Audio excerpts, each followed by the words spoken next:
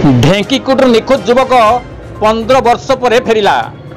Harichandanpur block पंडापड़ा थाना बक्सीबारिया grammar बाईधर बारिक को एकमात्र पुओ सुशांत बारिक 15 वर्ष तले ढेंकीकुट पुई छक ठारे एक टायर मरामती दुकान करथिला।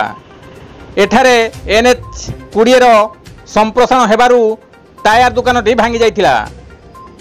से दिन ठारू से निखोज हो जाइथिले।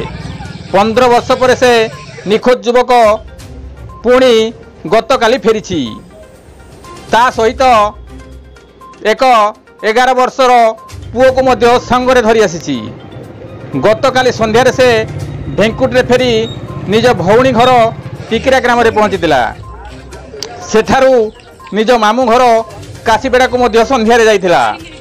सेठारू तांको घर को जणाई दिया जाइथिला। समस्ते सुशांत को देखी खुशी रे आत्मविभोर होइथिले।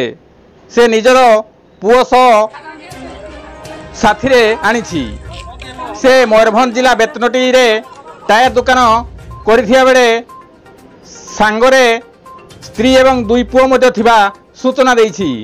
राति रे सुशांत को तांको ग्राम बक्सीबारिया को पठाई दिया जाइछि।